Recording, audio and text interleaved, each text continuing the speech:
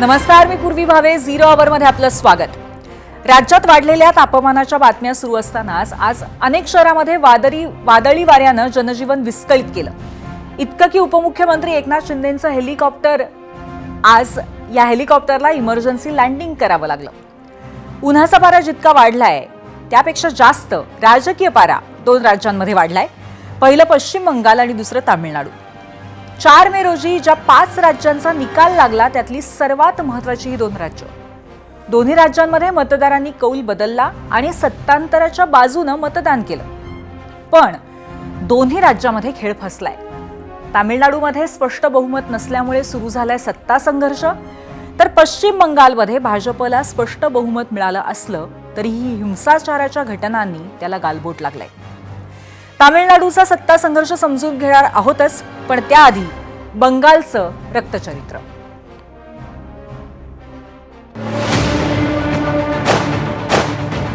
दो तीन दिन रेकी करके फुल्ली प्री प्लान्ड मर्डर, बहुत क्लोज मर्डर है, बहुत नजदीक से गोली किया है.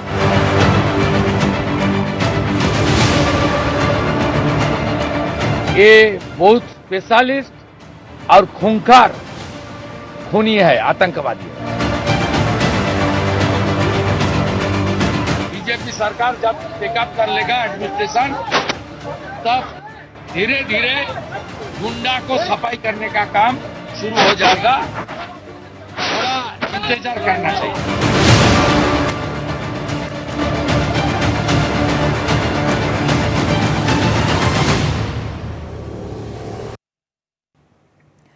आता याच हिंसाचाराचं परिवर्तन शांततेत व्हावं असं पश्चिम बंगालच्या जनतेला नक्कीच अपेक्षित असेल. असो, दृश्यांमध्ये दिसलेली व्यक्ती आहे सुवेंदू अधिकारी आणि त्यांचा सचिव चंद्रनाथ रथ, ज्याची काल अज्ञातांनी त्यांच्याच घरापासून अवघ्या 200 मीटर अंतरावरती गोळ्या झाडून हत्या केली. मारेकऱ्यांनी अगदी सिने स्टाईलनं चंद्रनाथ रथ यांची स्कॉर्पिओ गाडी अडवून त्यांच्यावरती गोळ्या झाडल्या. छाती आणि पोटाला गोळा लागल्यामुळे रक्तबंबाळ अवस्थेमध्ये चंद्रनाथ यांना जवळच्या रुग्णालयामध्ये दाखल करण्यात आलं, मात्र डॉक्टरांनी त्यांना मृत घोषित केलं.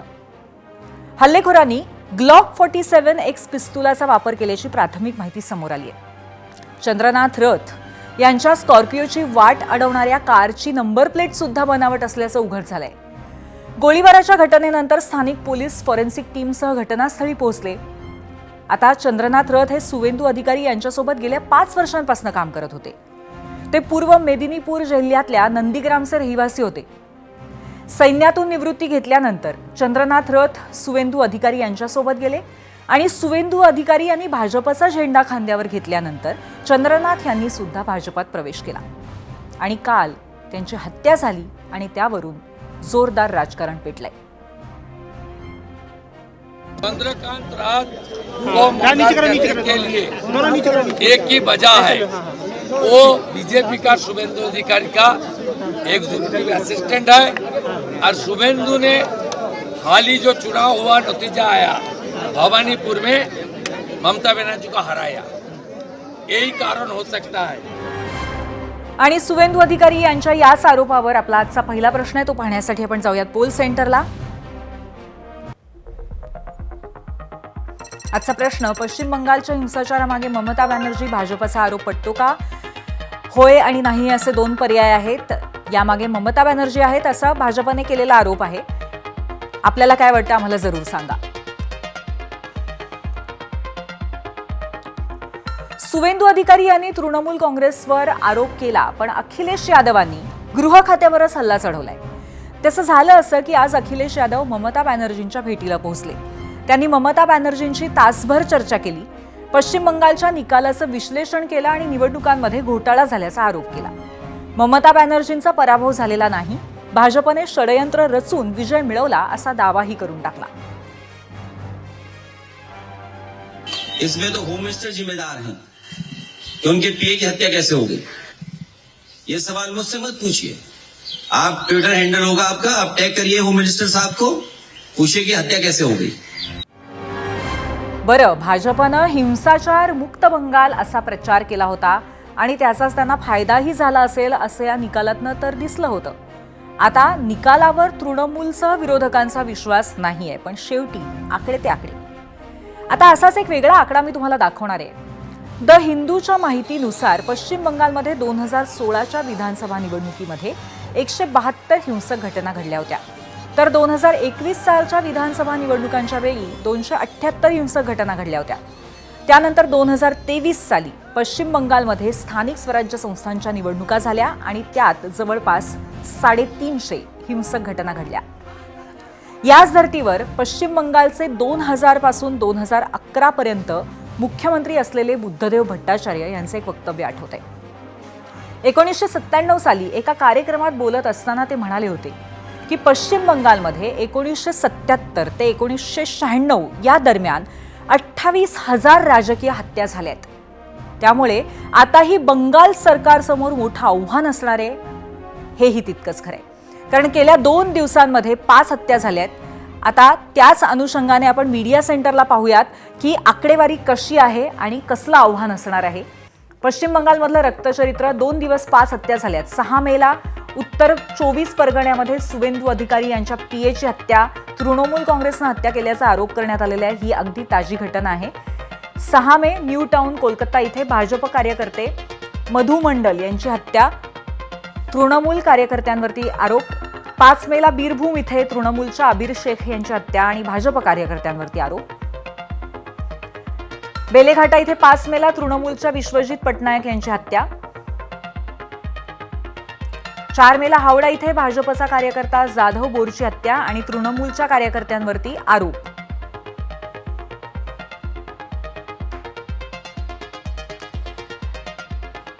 तर अशा पद्धतीने एकमेकांकडे बोट दाखवलं जात आहे. पण 5 हत्या घडलेल्या आहेत आधीच निवडणुकांच्या निकालानंतर. आता आज जो प्रश्न आम्ही विचारलाय त्या अनुषंगाने आपण मीडिया रिॲक्शन्स पाहणार आहोत. अर्थात त्यावर चर्चाही आपण करणार आहोत आणि त्यासाठी राजकीय विश्लेषक अभिजित ब्रह्मनाथकर आणि एबीपी न्यूजचे वरिष्ठ प्रतिनिधी अंकित गुप्ता आपल्यासोबत असणार आहेत. आधी आपण पाहूयात मीडिया रिॲक्शन सोशल मीडियावरती प्रश्नाच्या अनुषंगाने लोक काय म्हणाले आपण पाहूयात. गोविंद परब म्हणतायत, पश्चिम बंगालमधील हिंसाचार सुनियोजित आहे. एका विशिष्ट मतदार वर्गाला खुश करण्यासाठी तृणमूल काँग्रेसनं रचलेलं कटकारस्थान वाटतं. पुढची एक स्वर्ण प्रतिक्रिया आहे गोपाळ यांची. भाजपचा आरोप केवळ राजकीय नसून वास्तवाचा आरसाच आहे. कारण बंगालच्या जमिनीवर जे रक्ताचे डाग आहेत ते धुण्यासाठी ममता बॅनर्जींकडे कोणतंही उत्तर नाहीये. पुढची प्रतिक्रिया आपण बघतोय युट्यूबवरनं. पश्चिम बंगालमधील आजच्या परिस्थितीला भाजप जबाबदार आहे. समाज माध्यमातल्या व्हिडिओवरनं दिसतंय. सोपान यांची प्रतिक्रिया आहे.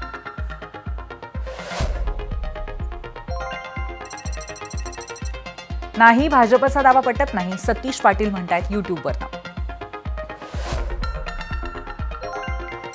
पुढची प्रतिक्रिया आहे अतिश कांबळे यांची. खरं तर हिंसाचारामध्ये भाजपचा हात आहे असंच वाटतंय. फेसबुकवरनं प्रतिक्रिया दिली आहे त्यांनी.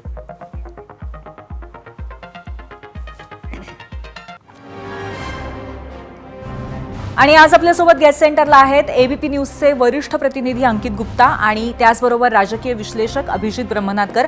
आपण त्या दोघांचंही स्वागत करूया.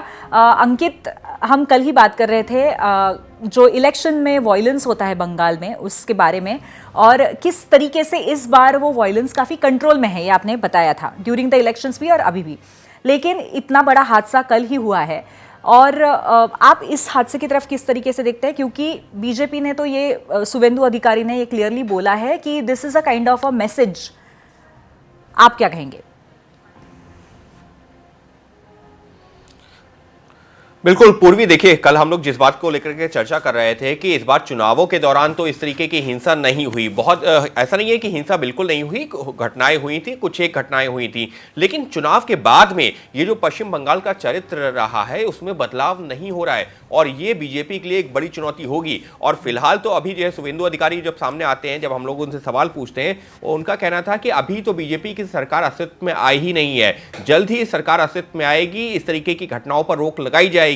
लेकिन उन्होंने ये जरूर भरोसा दिया कि जैसे ही सरकार अस्तित्व में आएगी, इस तरीके का अगर कोई भी घटना होती है तो वहां सख्त से सख्त कार्रवाई होगी. लेकिन चिंता का विषय क्या है? चिंता का विषय यह है कि सरकार मान लीजिए कि 9 तारीख को शपथ ग्रहण होना है, उसके बाद में अस्तित्व में आएगी, लेकिन उस सब के बीच में जिस तरीके से कल रात में कल हम लोगों ने जब ये प्रोग्राम जो चर्चा की थी उसी के 2 घंटे बाद ही, क्योंकि यही वो वक्त था जब हम लोग चर्चा कर रहे थे, उसी के 2 घंटे बाद यानी 10:15 बजे जिस तरीके से चंद्रनाथ की हत्या हुई है ये अपने आप में बहुत बड़े सवाल खड़े करती है। हालांकि जब हमने यहां पर जो लोगों से बातचीत की है, बीजेपी के कार्यकर्ताओं से बातचीत की है, तो उनका जरूर कहना है कि ये एक प्री प्लान्ड साजिश थी, एक जो प्री प्लान्ड जो है जो साजिश करके ये हत्या की गई है। और इसको कॉन्ट्रैक्ट किलिंग कोई कह रहा है, कोई ये कह रहा है कि एक जो है साजिश करने के साथ में इस तरीके से ये हत्या करना, ये एक तरह से बीजेपी को डराने की कोशिश है, यहां की कानून व्यवस्था के ऊपर सवाल खड़े करने की कोशिश है, लेकिन इसको बर्दाश्त नहीं किया जाएगा।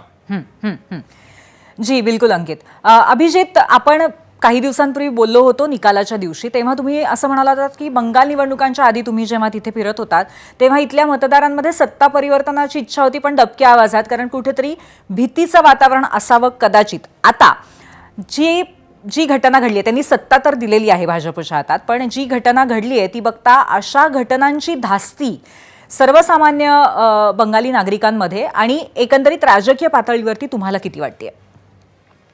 पूर्वी ज्या पद्धतीनं पश्चिम बंगालमध्ये निवडणुका झाल्यानंतर जे सत्तांतर होत असताना हत्यांचं सत्र होत आहे, हे बंगालला काही नवीन नाहीये. याआधी सुद्धा अशा पद्धतीच्या राजकीय हत्या बऱ्याच निवडणुकानंतर झालेल्या आहेत.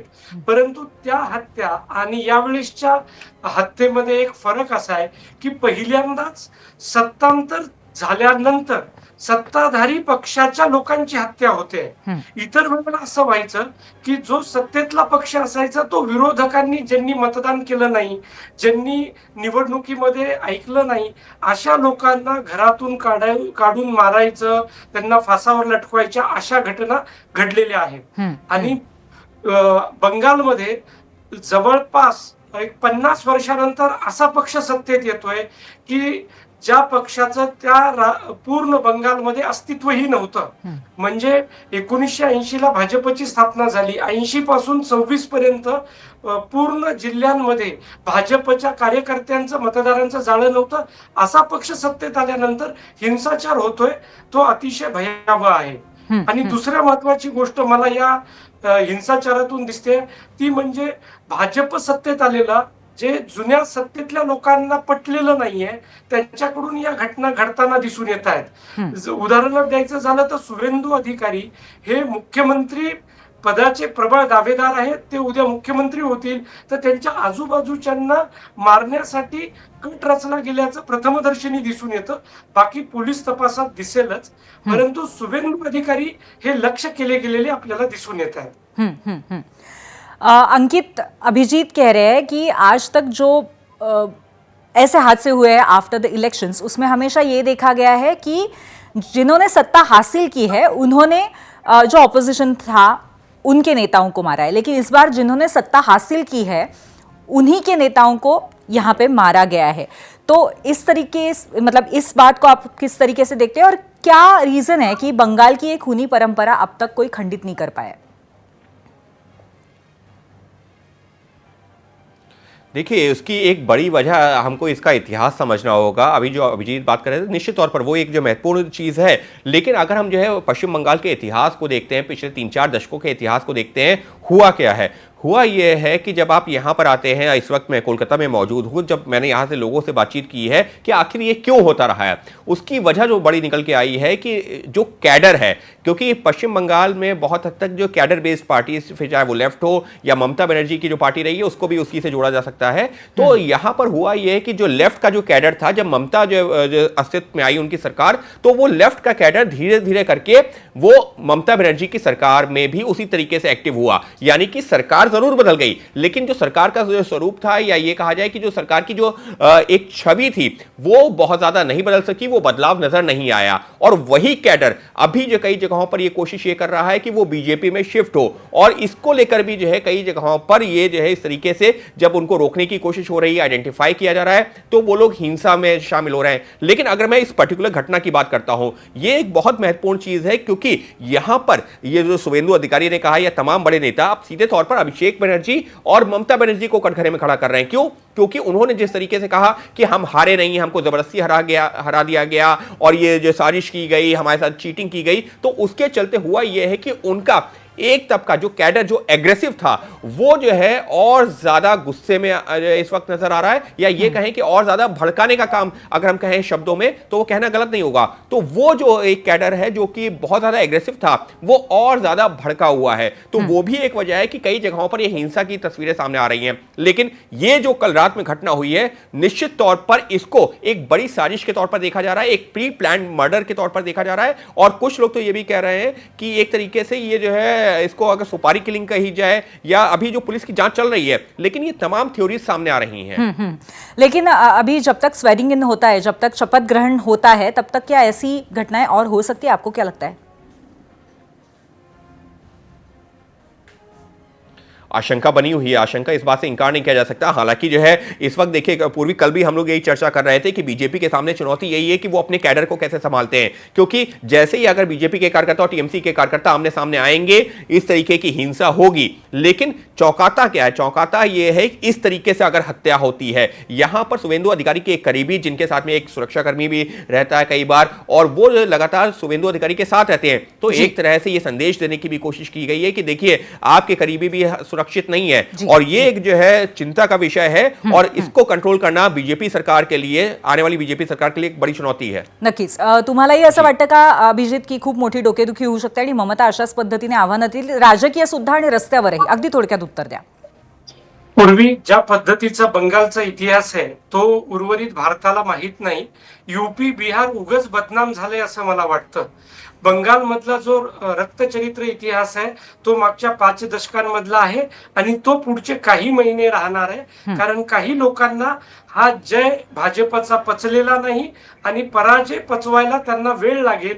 त्या निराशातून अशा पद्धतीच्या घटना आगामी काळातही पाहायला मिळतील. परंतु नवीन भाजपचं सरकार जे येईल, नवीन मुख्यमंत्री, गृहमंत्री, ते कशा पद्धतीने या सगळ्या गोष्टींना हाताळतील यावरच तिथली कायदा सुव्यवस्था अवलंबून असेल. नक्कीच. आणि अशाच पद्धतीचं कायदा व्यवस्था सुव्यवस्थेचं सुद्धा परिवर्तन कुठेतरी अपेक्षित आहे बंगालच्या नागरिकांना. धन्यवाद अभिजित, धन्यवाद अंकित आमच्याशी चर्चा केल्याबद्दल.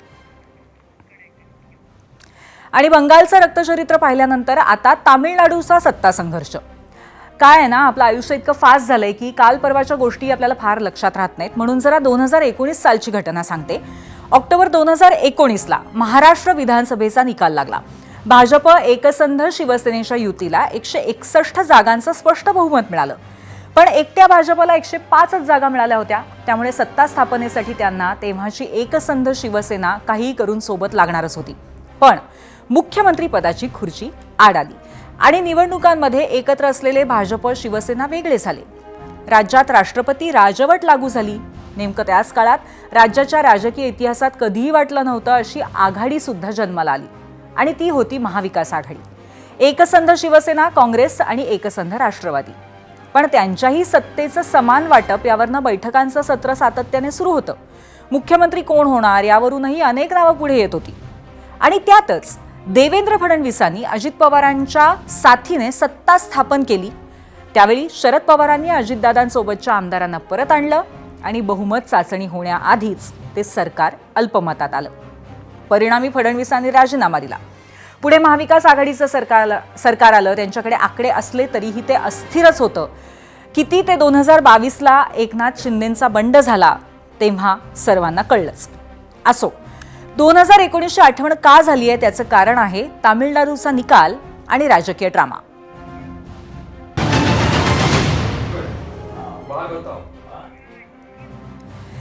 तर टीव्हीकेने ऐतिहासिक कामगिरी करत 234 जागांच्या तामिळनाडूमध्ये 108 जागा जिंकल्या, पण बहुमतापासून त्यांचा पक्ष 11 जागा दूर राहिलाय. आता पहिल्या क्रमांकाचा पक्ष म्हणून विजयनं बहुमतासाठी जुळवाजुळव सुरू केली आहे. पहिल्यांदा त्यांनी काँग्रेसशी संपर्क साधला, काँग्रेसनं पाठिंबा दिला. त्याच पाठिंब्यावरती विजयनं राज्यपाल राजेंद्र आर्लेकरांची 2 वेळा भेट घेतली, पण त्याला सत्ता स्थापनेसाठी काही परवानगी मिळालेली नाहीये. आणखीन 2 महत्त्वाच्या गोष्टी म्हणजे प्रमुख विरोधी पक्ष म्हणून डीएमकेचे नेते आणि माजी मुख्यमंत्री स्टॅलिन यांनी विरोधातच बसण्याची तयारी केली आहे. पहिला 6 महिने तर कोणत्याही सरकारला धक्का लागणार नाही असा शब्दही दिलेला आहे. त्यामुळे आज असं वाटत होतं की राज्यपाल विजयला सत्ता स्थापनेसाठी परवानगी देतील. त्यामुळे आज विजय पुन्हा लोकभवनमध्ये पोहोचले त्यांनी राज्यपालांसोबत पाऊण तास चर्चाही केली, पण राज्यपालांनी आपली भूमिका कायम ठेवली आहे आणि 118 आमदारांच्या पाठिंब्याचं पत्र घेऊन आल्याशिवाय शपथविधी नाही असंही स्पष्ट केलंय. तोपर्यंत राज्यातल्या अण्णाद्रमुक पक्षाच्या आमदारांचा एक गट पुद्दुचेरीला पोहोचल्याची बातमी आली आहे. अण्णाद्रमुकच्या 47 पैकी 28 आमदारांचा गट पुद्दुचेरीच्या एका रिसॉर्टला पोहोचलाय. त्यामुळे अण्णाद्रमुक समोरही सगळे आमदार एकत्र ठेवण्याचं मोठं आव्हान आहे.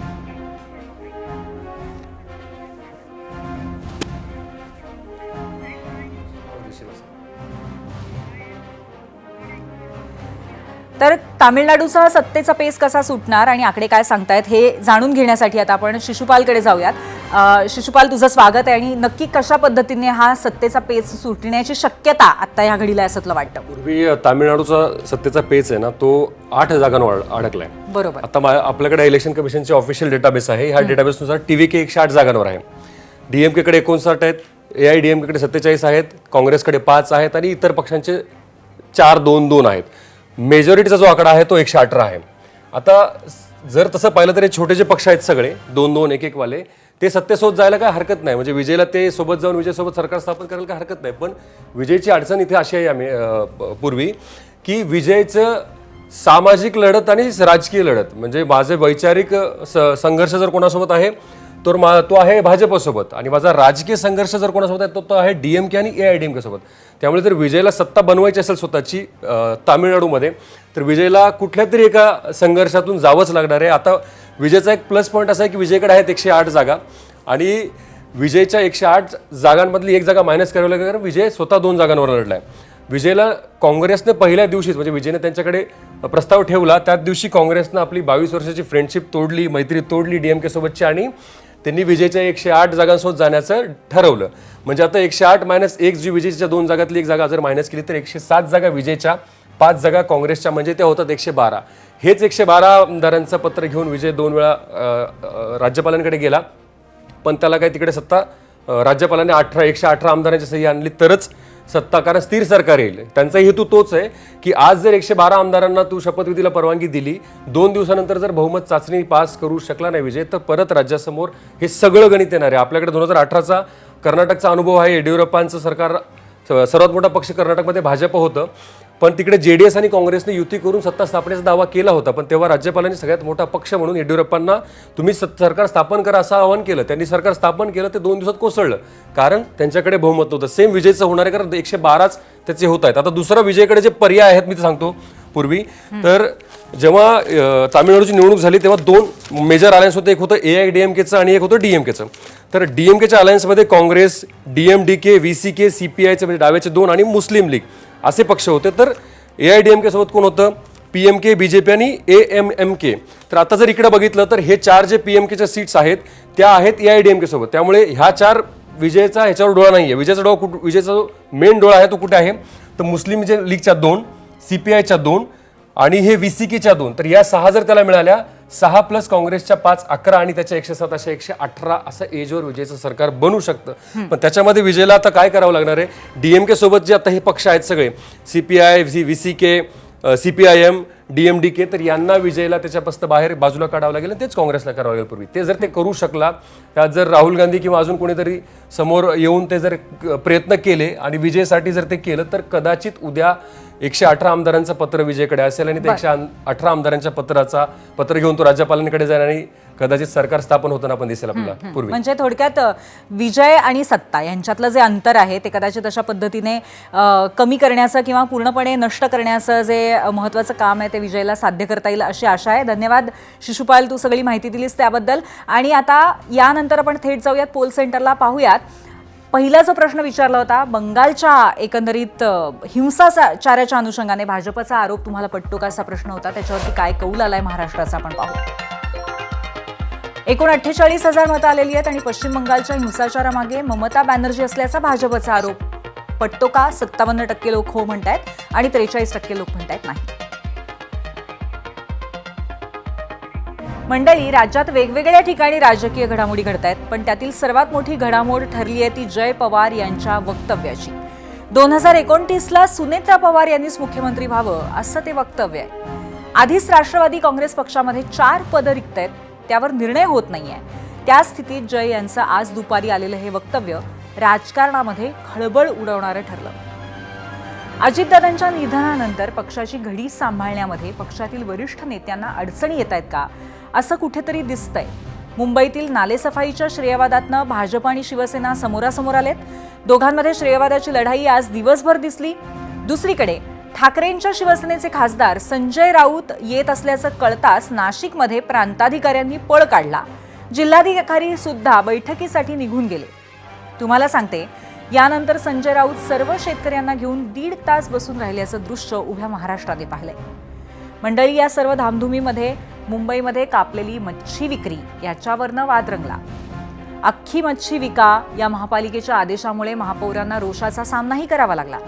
त्यावर अपेक्षेनुसार ठाकरेंची शिवसेना आणि मनसेकडनं कडक प्रतिक्रियाही आल्या. माशांचा इतका तिटकारा असेल तर गुजरातला जावा, असा सल्ला सुद्धा मुंबईच्या महापौरांना मनसेने दिला आणि हा वाद रंगत गेला. आता याच संदर्भातला प्रश्न आपण पाहणार आहोत. त्यासाठी जाऊयात पोल सेंटरला. दुसरा प्रश्न आजच्या दिवसातला 0 आवरचा. तर 0 आवरचा आपला दुसरा प्रश्न बघूयात.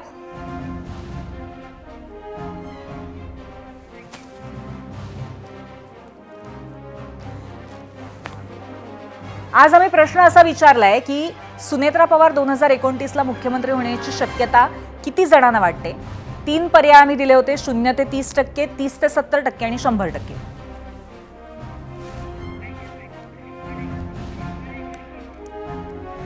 तर आज दिवसभर अशा विविध घडामोडी सुरू असताना दुपारी जय पवार यांनी केलेल्या वक्तव्यानंतर राजकारणामध्ये एकच खळबळ उडाली. आता खळबळ हा शब्द का मी वापरतेय आणि खळबळ उडवणारं हे वक्तव्य नेमकं कुठलं होतं हे ऐकल्यावरती तुम्हालाही कदाचित धक्का बसेल. 2029ला सुनेत्रा पवार यांनी मुख्यमंत्री व्हावं असं ते म्हणाले. प्रेक्षकांनो, तुम्हाला माहिती आहे, 3 इंजिनाच्या राज्यातील महायुतीत भाजप हा सर्वात मोठा पक्ष आहे. तब्बल 132 जागांसह सत्तेत आहे. देशात सगळीकडे भाजपची लाट आहे. त्यामुळे 2029ला सत्ता आल्यास भाजपचाच मुख्यमंत्री कायम राहण्याची शक्यता आहे. आता या स्थितीमध्ये शिवसेना आणि राष्ट्रवादी काँग्रेस यांना मुख्यमंत्रीपद मिळण्याची चिन्ह फार धुसर आहेत. त्यामुळेच एकनाथ शिंदे यांनी मुख्यमंत्री व्हावं असं वक्तव्य काही दिवस आधीच शिवसेनेच्या नेत्यांनी केलं होतं आणि आता जय पवार यांचं वक्तव्य महत्त्वाचं ठरतंय. चला पाहूयात जय पवार यांचं त्यांच्या आईंबद्दल नेमकं काय म्हणणं आहे. खूपच बारामतीकरांची एक इच्छा होती की दादांना त्यांनी एकदा मुख्यमंत्री म्हणून बघायला पाहिजे होतं आणि आता वहिनी पण तसे खूप कष्ट घेत आहेत. तर मला वाटते 29ला वहिनीच उभा राहतील आणि वहिनी, आमची सर्वांची आशा आहे की ती जागा वहिनी मुख्यमंत्री म्हणून तिथं घ्यायला पाहिजे. तर मला वाटते 29ला वहिनीच उभा राहतील आणि वहिनी, आमची सर्वांची आशा आहे की ती जागा वहिनी मुख्यमंत्री म्हणून तिथं घ्यायला पाहिजे. तर हे वक्तव्य होतं जय पवारांचं आणि या वक्तव्यानंतर आता विषय आहे तो राष्ट्रवादी काँग्रेस पक्षातल्या रिक्त पदांचा. पक्षामध्ये 4 महत्त्वाची पदं रिक्त आहेत. राष्ट्रीय अध्यक्षा सुनेत्रा पवार यांनी नुकताच राज्यसभेच्या खासदारकीचा राजीनामा दिलाय. त्या आता विधानसभेत आहेत, पण त्यानंतर या जागेवरती कोण जाणार याची चर्चा सुरू झाली आहे. सूरज चव्हाण यांना पक्षाच्या युवक अध्यक्षपदावरनं बाजूला केल्यानंतर मागच्या 10 महिन्यांपासून ते पदही रिकामच आहे. खरात प्रकरणामध्ये रुपाली चाकणकर यांनी राजीनामा दिल्यानंतर आता 2 महिने उलटले, पण महिला आयोग आणि पक्षाचं महिला प्रदेशाध्यक्षपद सुद्धा रिक्त आहे. हे झालं अलीकडचं. पण विधानसभा निवडणुकीच्या वेळी समीर भुजबळ यांनी मुंबई अध्यक्षपदाचा राजीनामा दिला होता. आता 2 वर्ष होत आली आहेत, पण अजूनही त्या पदाची नेमणूकही करण्यात आलेली नाहीये. आता आपल्याला माहिती आहे की अजितदादा पवार यांचा जानेवारीमध्ये विमान अपघातामध्ये मृत्यू झाला होता आणि यानंतर पक्ष काहीसा विस्कळीत झालाय का आणि पक्षाची ती घडी सांभाळण्यात वरिष्ठ नेत्यांना अडचणी येत आहेत का, असा प्रश्न या सगळ्यातून निर्माण सातत्याने होत असतो. पण अखेर यावर पक्षाचे ज्येष्ठ नेते आणि राज्यातील मंत्री छगन भुजबळ यांनीच महिनाभरातच तुम्हाला बऱ्याच गोष्टी पाहायला मिळतील असं स्पष्टीकरण दिलंय. स्वाभाविकच आहे की विधानसभा सदस्य म्हणून त्यांना यापुढे राहावं लागणार आणि मग नियमाप्रमाणे त्यांना राज्यसभेचं सभासदत्व सोडावं लागतं. तर त्याप्रमाणे त्यांनी तो राजीनामा दिलेला आहे, हे बरोबर आहे. पण मग आता त्यांच्या ठिकाणी कोण जाणार हे सगळं आम्ही मीडियातून, वर्तमानपत्रातून ते वाचत असतो. काय अजून त्याच्यावर काय चर्चा वगैरे काही झालेली नाही, मला तरी तशी काही माहिती नाही. तासाला एक विषय. राजकारणामध्ये कुठल्या विषयावरनं वाद सुरू होतील याची कधीच शाश्वती नसते. आता मुंबईचंच बघा. मुंबईची तुंबई होऊ नये यासाठी नालेसफाईचा विषय आहे. भाजपच्या नगरसेविका असलेल्या महापौर रितू तावडे यांनी उद्या नालेसफाई पाहणीचा दौरा आयोजित केलाय, पण त्याची माहितीच आपल्याला देण्यात आलेली नाहीये असा आरोप शिवसेनेचे नगरसेवक असलेले उपमहापौर संजय घाडी यांनी केलाय. बरं, हा रितू तावडे यांचा दुसरा नालेसफाई पाहणी दौरा आहे. पहिल्या दौऱ्याच्या वेळी उपमहापौर संजय घाडी यांना असा कुठलाही आक्षेप नव्हता. पण खरं सांगायचं तर यंदाची स्थिती वेगळी होती. याचं कारणही तसंच आहे. महापौरांकडनं ही नालेसफाई उद्या उपमहापौरांच्या प्रभागात होणार आहे. स्वतःच्या प्रभागात पाहणी होत असताना देखील कोणाचाही फोन किंवा निमंत्रण उपमहापौरांना देण्यात आलं नाही, म्हणून त्यांची नाराजी असल्याचं कळतंय. म्हणून हा वाद उफाळलाय.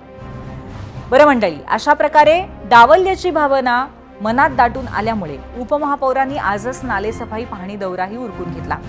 इतकंच नाही तर बाहेरच्या राजकारणी महापालिकेच्या कारभारामध्ये ढवळाढवळ करत असल्याचा गंभीर आरोपही उपमहापौर संजय घाडी यांनी केलाय. म्हणजे एकूणच नालेसफाईचा उद्देश पावसाळ्यातील काळजी असा असला तरीही त्यात राजकारण सातत्याने पाहायला मिळतंय. यावरूनच रंगलेल्या नाराजी आणि राजकीय नाट्याबद्दल महापौर आणि उपमहापौर नेमके काय म्हणाले पाहूयात.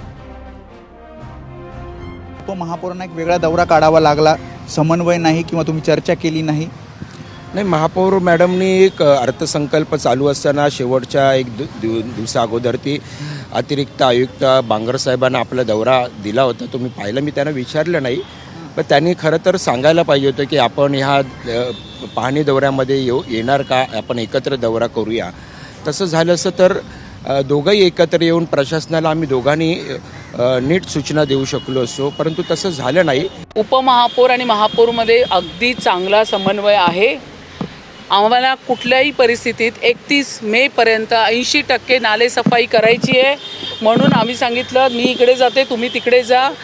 उद्या मुंबईचे अध्यक्ष अमित सटमजी त्यांचेही दौरे स्टार्ट होणार.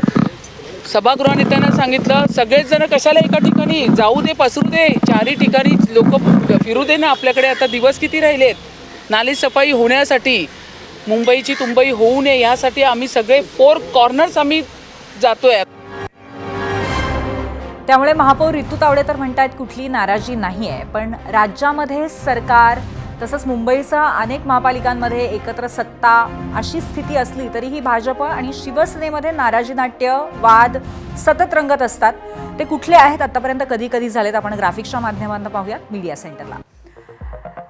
बाळासाहेबांचं जन्मशताब्दी वर्ष म्हणून शिवसेनेचा महापौर ही इच्छा भाजपनं नाकारली. हे आपण प्रामुख्याने महापालिकेच्या संदर्भातले वाद किंवा नाराजी बघतोय. मुंबई क्लिनिक कार्यक्रमामध्ये अभिनेता अक्षय कुमारच्या उपस्थितीत उपमहापौरांचा शिष्टाचार पाळला जात नसल्यावरनं नाराजी झाली होती. नगरसेवकांच्या निधी वाटपामध्ये भाजप नगरसेवकांना आधी विशिष्ट प्रभागांमध्ये अधिकचा निधी दिल्यानंतर शिवसेनेत नाराजी होती. आता नालेसफाई दौऱ्यामध्ये समन्वयाचा अभाव आणि शिवसेनेची नाराजी पाहायला मिळतेय. खरं तर मुंबई महापालिकेमध्ये आत्ताच कुठे महापालिकेत नवीन महापौर आणि उपमहापौर एकत्र आलेले आहेत शिवसेना आणि भाजपचे, पण तरी सुद्धा नाराजी नाट्य रंगलेलं आहे.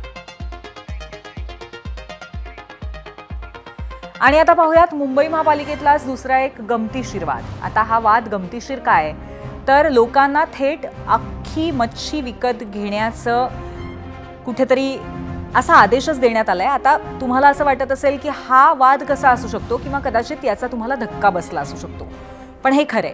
मुंबईच्या वाकोला भागामध्ये मासळी बाजारामध्ये घाण होते असं सांगत अख्खा मासाच विका म्हणून महापालिका अधिकाऱ्यांनी मच्छी कापण्यावरती बंधन आणली.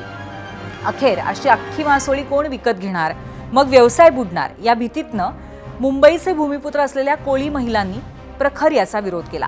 या महिलांना भेटण्यासाठी आलेल्या महापौर रितू तावडे यांना कमालीच्या रोषाचा सामना करावा लागला. अशी कुठलीही बंधनं नसून बिनधास्त आहे तसाच व्यवसाय करण्याची ग्वाही महापौरांनी दिली असली तरीही यावरनं राजकीय टीका व्हायची ती झालीच. वॉर्ड ऑफिसरला कोणाच्या आदेशाने वॉर्ड ऑफिसर अशी गुस्ताखी कसा करू शकतो? मूळ कोळी हे मुंबईकरांचे पहिले नागरिक आहेत आणि जर एखाद्या वॉर्ड ऑफिसरने असं केलं असेल तर हे चुकीचं आहे. मुळात मी मासे खाते, म्हणजे गुजराती, जैन, मारवाडी, राजस्थानी ठरवणार आम्ही काय खायचं. आज आमच्या कोळ्यांवर गदा आणताय. मुंबईत मासे नाही विकणार जे कोळी बांधव आहेत, आता जिलबी आणि फाफडा विकणार का? असं असेल तर आयुक्तांच्या तोंडात आम्ही जिलबी आणि फाफडा भरवू, आयुष्यभर तेच खावं त्यांनी. कोण आहे आयुक्त तिथले? काय हो? कोण कोण? मुंबईमध्ये ज्यांना माशांचा वास सहन होत नाही, ज्यांना मासे खायचे नाही आहेत, त्यांनी गुजरातला सरळपणे निघून जावं. इथे राहायची त्यांची गरज नाही. नाही, हे असं होत असेल तर चुकीचं आहे. म्हणजे दुर्गंधी येते. फिश मार्केटमध्ये असंही दुर्गंधी किंवा वास असतोच. मग तुम्ही फिश ठेवली तरी येणार, कापले तरी येणार. तर त्यामुळे हे चुकीचं आहे. कारण प्रत्येकालाच घरी मासा कापता येत नाही, तर त्या कोळींबाईकडनंच त्यांना फिश कापून घ्यावे लागतात. तर असं काय असेल तर मी त्याच्यावरती जे काय आदेश द्यायचे ते देईन. थेट जाऊयात पोल सेंटरला आणि पाहूयात दुसऱ्या प्रश्नावरती महाराष्ट्राने कुठल्या पर्यायाला आपलं मत जास्त दिलेलं आहे. सुनेत्रा पवार 2029ला मुख्यमंत्री होण्याची शक्यता किती वाटते, असा आमचा प्रश्न होता. 24,000 मतं आली. 0 ते 30% असं 74% लोकांना वाटतंय, 30 ते 70% असं 14% लोक म्हणतायत आणि 100% असा विश्वास 12% लोकांना वाटतोय. आणि अर्थातच हा विषय मुळात आज निर्माण झाला तो जय पवार यांनी 2029मध्ये आपल्या आईंनी म्हणजे सुनेत्रा पवार यांनी मुख्यमंत्री व्हावं अशी इच्छा व्यक्त केल्यामुळे. आणि याबरोबरच 0 आवरमध्ये आज आपण इथेच थांबतोय. पाहत रहा ABP माझा.